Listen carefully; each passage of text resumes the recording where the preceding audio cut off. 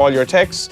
We also have the football show later on. We're going to have a look at Celtic, who were obviously knocked out of the Champions League, another big blow for them. And we look ahead to the Serie A campaign, which is going to begin this weekend. We're going to have James Horncastle and David Friel talking about all of that. And we are here with Daniel McDonnell from the Irish Independent and Will O'Callaghan. Even Johnny. From Off the Ball. It's great to be here. It's good to see you in that seat. That was I've wanted to be here for some time. Really? No. But I should. You've just been coming in here talking to other people like Joe and Nathan. You're like, I really like that seat over there. I wanted the hot seat, but we want to talk about all these guys and girls getting their Leaving Cert results. It's a big day. It's a big day. 18 years ago today. I think we were in contact around that time. I wanted to go to DCU to do journalism, and I did. And we were friendly at the time, and actually you went down the old journalism route as well via a circuitous route. Yeah, it's because I didn't get the points that I wanted, you know. There's a lot of people today putting out these sort of, as I think someone said, the humble brag stories of, listen, you know, the Leaving Cert didn't go that well for me, but look at me now. And I'm like, 18 years ago I was talking rubbish to Johnny Ward, and look at me now.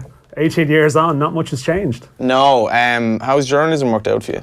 It's, you know, it's worked out okay, I guess, you know. Will, would you advise anyone who's listening in, who's hoping to get, or maybe has gotten the points to do journalism? No.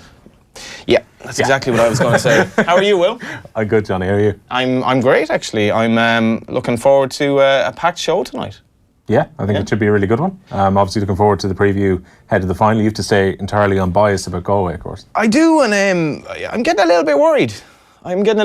It's just... Since the replay? I saw someone sent me a WhatsApp there of like one of these car number plates with Galway for the double kind of thing. I hope I'm not getting complacent here, but will you take an interest in the hurling? Have you got your ticket, more to the point? I have. I've gotten my ticket, but I am on the market for more. Yeah, I don't think you should use that seat to actually... leverage it. To leverage it, you know. I shall use the seat for whatever means to get tickets possible. Yeah. You know. You should give it a bash. Yeah. Maybe I will. And I guess we should start with a little bit of Serie A chat, because we're going to have a good chat later on with David Horncastle, James Horncastle rather, and David Friel as well, a guy you know will talk to us about Celtic. Well, there's two teams going on, but see, Serie A is back this weekend, and the only problem is, well, not the only problem, there's more interest in it than in recent seasons, with Cristiano Ronaldo on the way, possibly Luka Modric even heading there. And what is the problem? Investment in the off-season. Well, it's not going to be available on TV in the way that people have been used to watching it in recent years, i.e., you know, people watching it on BT. You go back nostalgically to the Channel 4 days and so on. Now, if people... if people used to love that. That was it, yeah. And did Miles Duncan present the football on RTE that time? I think he did. I think you're too young for this, Will. Possibly, but I think I remember the tail end of RTE having it. I remember TG Carr briefly having Italian games and some Spanish games kind of before Sky had picked up the Spanish football, and obviously the Italian was on Channel 4, which was probably the golden era of Serie A. It kind of dovetailed nicely with Channel 4 getting the it was the glamour. It'd be on like at 11 or so on a Saturday morning. They'd have the kabaddi around either side of it. And it was like, and then it was the Monday night on, because you were probably in 4 Channel Land, or I was in 2 Channel Land. I was in 2 Channel Land, and it ended up with the national anthem. So Miles Duncan was essentially your James Richardson when it came to Italian football. And we all wanted James Richardson's job. Let's be honest, you know, drinking coffee in Italy, you know, reading Gazzetta dello Sport. Yeah, well, I mean, you wanted Joe and Nathan's job, and now you're moving to everyone else's job. But briefly, the thing is, we haven't really met the point, which is that it's now on 11 Sports from what is this 11 weekend Sports? Coming, which is where it would have been discussed here last year. I think to briefly interrupt you, because last Sunday we were having a few points. You were watching the golf on your phone, and I didn't think much of it, but this was actually quite a new departure. That was the only way to watch it, and I think it was discussed here on Monday, and anyone who was a golf enthusiast would have wrestled with 11 Sports last week. It's a new app that is basically it's a company which is basically broadcasting primarily through an app that has got the rights, the UK and Irish rights for Spanish football, for Italian football, for I think they've got the Dutch league as well. League maybe, one or two other leagues, maybe China as well, or is it? I'm not sure. And then I'm a little bit reticent about this. They had the golf last week, so I mean, you pay your fee just like you pay your subscription, I guess, for other sports channels. But the challenge is that I think if you have an Apple TV, you can watch it, but it's not as straightforward naturally as, you know, popping it on, flicking, channel flicking on a Sunday evening or whatever, Saturday evening to watch, I want to see Ronaldo's debut, or I want to see whatever it might be. It's not going to be as accessible in this part of the world as before. It doesn't affect the interest levels in Italy, but just for people around here for whom it's dropped off the radar a small bit, it's not suddenly as feasible to do it. My hope would be their Serie A coverage might be better, because 11 Sports had the Serie A coverage in Italy last year. So the hope more would be in-depth knowledge. You would hope they'd have the experience at least to broadcast in that league. The golf, I thought, went really badly. It looked really, really low rent. I know they're only charging, I think it's €50 for the year subscription if you get on board now. So you're not exactly expecting bells and whistles with the coverage anyway. Right? They missed a big opportunity with the golf. It looked really low rent because they had a very small studio based in London. It looked like it was actually thrown more together. of a booth than a studio, really. Yeah. And I think for a lot of people who maybe were looking at this as a shop window to subscribe would have thought, okay, if this is what I can expect out of football, I'm not sure I'm going to get this. It looked a bit like the studio might have been attached to a truck, like that was the problem. But they are showing some games live on Facebook and stuff as well. I said for free. For free. But they're like the lesser games. That would be the theory. I think they might put one or two better ones out early on. Showing Ronaldo's debut just purely to get people involved, get people on board. So it's just a bit of a departure. It's a change from what people are used to, and it's again like all these things. It's a new story that's in June, July already, but it's only when the weekend comes round and people actually sit down to watch it. It kind of brings us back to when we did get our Leaving Cert results. Journalism was a fairly straightforward. You wrote for your newspaper or you went on TV, and just the whole dynamic is changing so rapidly, and it's like maybe I'm becoming a bit of an old fogey, but I'm just a little bit reticent about streaming and paying for so much stuff. Well, the thing about streaming is that you think that streaming is the potential thing that can hold football back or stop the rise of TV rights to being so powerful that if suddenly people are accessing stuff in an illegal way, it might somehow affect the value. However, that really hasn't been the case in recent years, because like the overseas rights are so powerful, particularly Premier League, and going around the world, that really a lot of people streaming isn't a huge issue, because just the weight of people, it's just a bit of hassle for people to do it ultimately. You talk about people being set in their ways, they don't really want to be negotiating through, on your laptop, flicking through thousands of ads and pop-ups and all these things. You want to watch coverage, Absolutely. It properly, without having sort of I know people who watch their football with they get the Dubai stream or whatever, or they have various languages, sort of shouty commentators. The Arabic commentators. Yeah, screaming their way through it, and that's just not really an enjoyable way to watch it ultimately. Also, will you see all the authorities trying to block the streaming now, which kind of reminds me of like Con Houlihan's line about trying to stop the tide with the pitchfork. It's not easily done. It's probably going to lead to far more streams actually being available, I would imagine, given, especially I was looking at last week, La Liga have sold their rights for India to Facebook. So Facebook are going to be streaming all the La Liga games there. That's fascinating as well, just Facebook. So you have to do you need a Facebook account to do it then? Yeah. Twitter. I'm not on Facebook, so if I want to watch it and I'm over there, I'm kind of compelled. It's like, you can leave at any time, but you can't. Pretty much. Probably set up a dud account just to watch. Like the NFL have been putting games onto Twitter as well. Amazon Prime have kind of been walking into the sports market now, dipping their toe with the tennis coverage initially, but they're buying some of the Premier League packages. I think it's only for 1 week of this year, but still it's the first time that the Premier League are willing to sell to streaming services. Eventually you're probably going to need multiple accounts if you're a sports fan to watch different sports. So ultimately the consumer probably misses out. Once upon a time you had your quite expensive subscription maybe for one service, you got everything. You're going to need loads of mini subscriptions now. Yeah, it's a struggle. You have to get your Facebook account going again, John. I don't really want it, to be honest. But I do want to ask you about the Serie A. So what are you actually looking forward to with regard to that? Well, I think the Ronaldo aspect is fascinating. Like, it is like, I actually think it's more so you have the Super Cup tonight and you have like Real Madrid back in action, and it still hasn't sort of sunk in that Ronaldo's not going to be there playing for Madrid. Like the last couple of years, the familiarity of Ronaldo, Messi, it's just... And Modric there, Modric potentially, but yeah, and Modric is like the best player at the World Cup and fantastic, but it's been the Ronaldo-Messi dynamic, who's top of the goal-scoring charts between them, their all individual battles, and now the fact that Ronaldo is gone from that. I think even that, in my head, you think, Madrid are playing at the weekend or Ronaldo. It's like, no, he won't be there. It looks weird actually seeing him in a Juve shirt. The mad thing is just looking at his stats. Does this man ever get injured? He's like averaging about 40, 45 goals a season. And I'm like, because just say if he does rock up at Juve and all of a sudden he does get a serious injury, you're like, well, that was a lot of money to pay for a guy who's obviously in advancing years, but he's an incredibly good rate of playing. Yeah, no, well, the two of them are extraordinary, extraordinary level of consistency over the years. But yeah, we'll see, because I know you've more experience than me of going to football in Italy in terms of, say, you've gone over to games and stuff like that, haven't you? As in Serie A matches and that type of thing. And it's been a difficult period in terms of the supporter culture, maybe, and the feeling of safety around games. Well, I'll tell you about the isolation I think that players felt over there. And this is no word of a lie. We went to a Genoa Sampdoria derby, about 4 of us, and only 2 of us could get tickets, as it turned out. But one of them, my mate Julian, who's a big Galway United fan, he ends up like going out after the game, and he just like kind of wanders into this. And then I went home a little bit earlier, because I got sense. Right. Somewhat. But that's like, it's not really a tourist package you can sell, Go to a Serie A game, the captain might bring you home and cook you pasta. It's actually, can you imagine that happening in the Premier League? No? I don't know. I mean, I imagine they bring a lot of strange characters home of an evening. But may not necessarily be 4 lads over for a game. Laden with innuendo. Well, I mean, is it really laden with innuendo? Okay, well, if anyone is listening in or viewing, us on YouTube or Facebook Live, I would thoroughly recommend going over to Italy. You can get there fairly cheaply. Sometimes you can get flights for like 50 quid to Milan, Bergamo or whatever.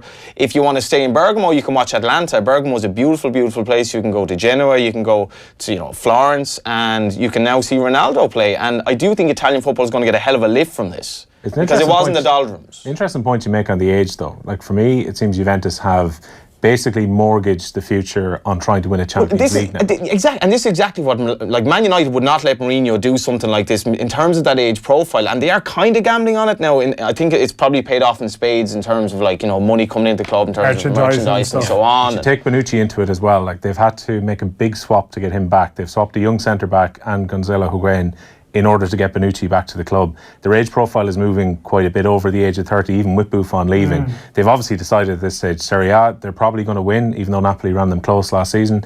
I get the feeling that for Juve, it's all about the Champions League pot, and the feeling would be that Cristiano is probably the guy who'll score the goals that maybe Mandzukic wasn't able to do to actually win them the Champions League. Yeah, I sort of like the fact he went there, though. I mean, I know there might have been tax reasons or there's other benefits, and naturally he's getting a shed load of cash, but I think he's probably looking a bit of legacy as well, that he's done England, he's done Spain, and he's doing the Italy thing as well. I think there is something about the move that, you think it's not like it's a romantic aspect to him, but it's Juventus, it's one of the great clubs, it's his last big move, and he's not sort of gone, I'm going to go to America at this point, or I'm going to go to China at this point. He's going like to Juve. And like, they have been knocking on the door the last couple of years in the Champions League. Like, I mean, very bloody close to pushing through it. I think. I also think the interesting aspect of it. I think a lot of us, in terms of our football romantics, we were delighted to see like Roma and Juve do so well last year, and that Roma could do what they did from out of the blue against Barca. It was just like a restoring of the old order or something like that, because there's a part of me that loves watching Italian defenders, just play the game like the old way, a throwback, where it's not all like, fancy football and obviously Neymar. Yeah. For me, anyway, I just. I know, yeah, and it's not just. I mean, the thing is that there's 2 ways of looking at it, though. In order to compete at Champions League, they need to become the type of super clubs that have dominated the Champions League. To an extent that there's been a lot of money naturally has like influenced the tone, and like Chelsea bought their way into it. City are trying to get there. They bought it when they didn't necessarily have that tradition. Whereas you're talking about these clubs with tradition, yet ultimately they need to spend a lot of cash to actually get to that. To cross that threshold into competitor territory again. It's time for the news round. Yeah, well, the first piece of news kind of broke this evening around 4 or 5 o'clock. Man City have confirmed, Johnny, that Kevin De Bruyne has been sent for tests in his right knee after suffering an injury in training. Early reports had suggested it was a very serious issue. He did ligament damage against Everton in the League Cup back in 2016, which put him out for a couple of months at the time. But the Premier League champions were very quick in putting out a statement. They insist the tests are still ongoing on that knee and that no prognosis can be made. It's way too early to assess the extent of the injury. He was key for them last year, their Player of the Year, scored 8 goals in the Premier League, was nominated for Player of the Year in helping Pep Guardiola's side to the title. So if he's out for a couple of months, they actually have a big game against Liverpool coming up in early October as well, which he's probably going to miss if this is ligament damage. It could be a huge blow for City. Okay, so give us a bit of hope here for Dan. We were on the show obviously on Saturday. I think Liverpool have a great chance this year. How important is De Bruyne? Well, I think I was speaking about this with Joe, like that if I still think City are by far the most likely league winners, and the one strength that they had is that really, they can probably take an injury to any player and be able to cope with it, whereas, if Liverpool lost Salah for that period of time, say, or even Firmino, because he's really important for how they play, that they'd be snookered. But I did feel with City, the one player that if they were to lose him, that would be a problem, would be De Bruyne. It's his assists as well. He's their best player, really. I think he's their best player. I mean, David Silva is still ridiculously good, but De Bruyne is the man for me. I think he's the best player in the Premier League. So what do you make of his World Cup? Yeah, I thought he was decent, although Belgium weren't really sure where to use him. At times he was effective against Brazil when they put him further forward. Then there was times in other games where he got a bit frustrated. And I think Hazard I think the two best players in the Premier League are De Bruyne and Hazard. Actually, when Hazard's in full flight, he's exceptionally good. But De Bruyne crossed last season in terms of consistency of performance and just his ability to influence games. And the one point about the weekend is that City won with him as a sub. They didn't necessarily need to have him in there from the start. So they still have an unbelievable squad. And I mean, Will's right mentioning the Liverpool game. I still think most weeks they'll be able to get by without him because they are that good. But maybe for one or two of those sort of premium clashes, it poses a bit more of a headache because they do have the potential, City, to make the season not very interesting at all if they click and take off like they did last year. It's probably their depth as well. Like they can move Silva across and play Sané on the left, and Sané didn't play last week either. Sterling was on the left. They've got Bernardo Silva was good last week. They've brought in Mahrez as well. And like you mentioned, sort of the range of midfielders a bit deeper, like Gundogan as well. Like they can cope with it. They're not going to be putting out a team that looks weak, but he still is. He is their go-to guy. You just have a lot of Liverpool fans praying that, unfortunately, he is a little bit injured. Celtic manager Brendan Rodgers as well says that Dedryck Boyata was fit for their crucial qualifier against AEK Athens, which ended in a 2-1 defeat and their Champions League exit as well. The Belgian defender denied that he refused to play in the game because there were rumours that he wanted to leave the club. Rodgers had this to say after the defeat last night. Dedryck would have been fit to play. He's been with us on the journey now for a couple of years and helped us get to this position, and of course someone of his quality, a World Cup semi-finalist in our team would certainly would have helped. So but like I say, he wasn't here, and we look at the performance that we had without him, so I can't think any more than that. The rumours were he was subject to an £8 million bid from Fulham just before the transfer window closed. Celtic were holding out for around $10 million, and certainly his agent yesterday gave a heavy indication that Boyata wants out by the end of the window. He's lost the PR battle anyway, Boyata, really. I mean, they've gone out, the manager has said that he's fit. Celtic fans are never going to forgive him, really. He's clearly looking for the move. I don't think one of these situations, if the manager was really unpopular, which Rodgers isn't, there might be some people sort of backing up the player in some weird way. But I think he's lost it, John, I think. Linda, meanwhile, has not lost it because she has just texted in, Genoa are obviously the world's friendliest club. I was once peeking through a gate at the stadium. I did that as well, trying to get a ticket, didn't work. And a groundsman inside passed by, stopped to talk to me. When I told him I was Irish, he let me in and brought me down to the end, at which we won the penalty shootout. Sound fella Linda. I should have tried that. Yeah, I mean, Linda's gone that step further. Linda knows the score. Yeah. On the Celtic side of things as well, no business really from them this summer after they signed Edson at Ward, and that's been very frustrating for Brendan Rodgers. And former Celtic striker Andy Walker was talking today. He says the club have been punished in terms of their Champions League exit because of how complacent they've been in this transfer window. You cannot get away from the air of negativity that surrounds Celtic at the moment. And I think the biggest problem is that having won the last 6 trophies domestically, Brendan Rodgers clearly wants Celtic to kick on and be better in Europe. I think against that, you've got a board who are very happy being a dominant force in Scottish football. They don't want the outlay, that spending money to make Celtic better in a European sense. I don't think they're interested in doing that. So in that regard, you've pretty much reached a glass ceiling. And if that's the case, then how long will Brendan Rodgers be happy just being the dominant force in Scotland? It's a question that only he can answer.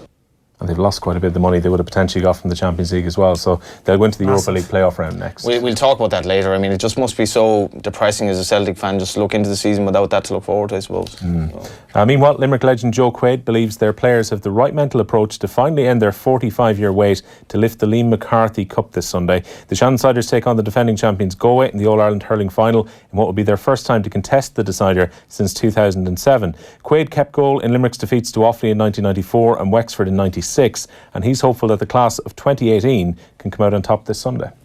So you think experience doesn't dispel the nerves then? No.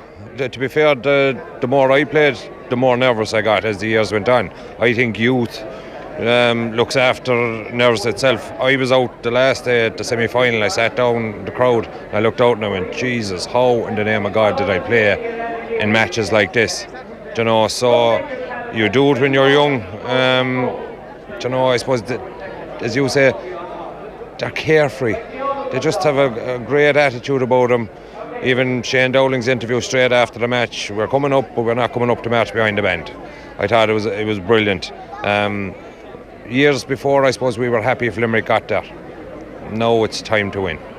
Now it's time to win. Well, it isn't, but anyway, well. Yeah. Roscommon's Dr. Hyde Park will host an All-Ireland Ladies Football semi-final triple-header coming up on Saturday, August the 25th. The first match of the day pits Roscommon against Meath. Intermediate last 4 at 1pm. Cork played Donegal in the senior semis at 2:45 with defending champions Dublin facing Galway at 4:30. Portlaose's TJ Doheny has successfully weighed in ahead of his IBF World Super Bantamweight title bout, which is on early tomorrow morning around 9am Irish time. He's expected in the ring. The 31-year-old has tipped the scales at the 122-pound limit for his fight against the defending champion Rizuki Iwasa in Tokyo. Doheny is hoping to become the first Irishman since Wayne McCullough to win a world boxing title on Japanese soil. He's been living in Australia for the last 10 years since he didn't get to the Olympics in 2008. 9-time champion jockey Pat Smullen is set to have surgery next week as he continues to battle a cancerous tumour. The Offalyman was diagnosed with pancreatic cancer back in March. He's completed a full course now of chemotherapy. Smullen says going under the knife is the next step of his recovery, and he says he feels blessed to have the support of his family. I was consumed by the job, totally consumed by it. Riding winners, riding in races, day in, day out, and giving it everything that you got, and you know, to the detriment of probably my family and not paying enough attention to them, and everything else that goes along with life. I mean, I was, you know, that said, you know, Francis said to me only recently, you know, but you wouldn't have been as successful as you were if you didn't have that mindset. But I suppose there's a happy medium there somewhere, and you know, I used the word before that I probably was selfish when I was riding. It was all about me and all about the job and all about riding winners. But now I realise the importance of everything in life, and while yes, riding and racing is a huge part of my life and always will be, I'd like to think, but now I realise there's a lot more to life, and I'm taking that opportunity now to enjoy all of those things, and I'm doing things that I never got the opportunity to do before, even though I'm going through treatment. So there's always a silver lining to everything, and you have to take a look at the positives in something when you're in this situation, and the positives for me now is that I'm beginning to see what life is all about and enjoying it. Yeah, I was at the launch yesterday. You're a fellow Offaly man. I just actually words just don't do anything for me talking about this man. He's just been, the way he's dealt with this is just beyond words. Yeah, I mean, saw some pictures of him recently as well. Like, he actually looks great. Really good nick for a man who's been through, you know, the real ringer. Looks nearly better now than he did when he was like flat out riding. But isn't it such a, he spoke about there, isn't racing like an all-consuming world, and you know it from sort of working around it. One day off a year pretty much. Well, yeah, and everyone's always looking ahead to the next day or the next race or the next horse or whatever it might be. There's always a lot of short-term planning in racing, and as you know, it's that circuit, everyone moves around together, or the flat world, they head off wherever it might be for the winter. And yeah, I just thought it was interesting listening to him speak about actually he's been in that bubble for so long that to face into something like this is sort of must have taken. I know people use these words all the time, bravery. It's all, you know, but it does sort of. It's obviously taken it. You know, it's given him a chance to think about his whole life, and I thought he spoke very well. I imagine, especially for Pat as well. You know, he meets his wife through racing.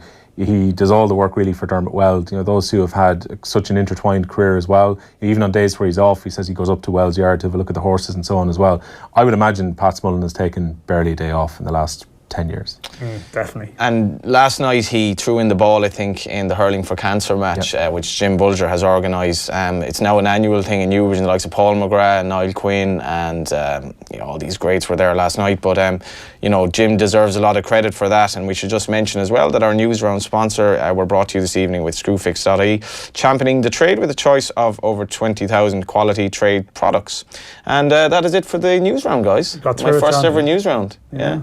And we have loads coming up later on, though. Dan and I will be talking plenty of football. That's after the preview of the football and hurling upcoming, and we'll be talking about Celtic and also going in a little bit more depth into a preview of the Serie A campaign coming up, which we're all very much looking forward to. Up next, though, we're going to be crossing live to the Guinness Open Great Brewery to build up the All-Ireland hurling and football finals, and Joe is there alongside Dahi Regan, Ollie Moran, Pete Finnerty, Barney Rock and Enda McGinley, so stay with us. Hi, I'm Mick McCarthy and I'm second generation Irish and very proud of it. We're ready for a bit of verbal sparring, eh? What you got for me this morning? What pile of have you got for me this morning? I answer questions on anything, mate. Religious,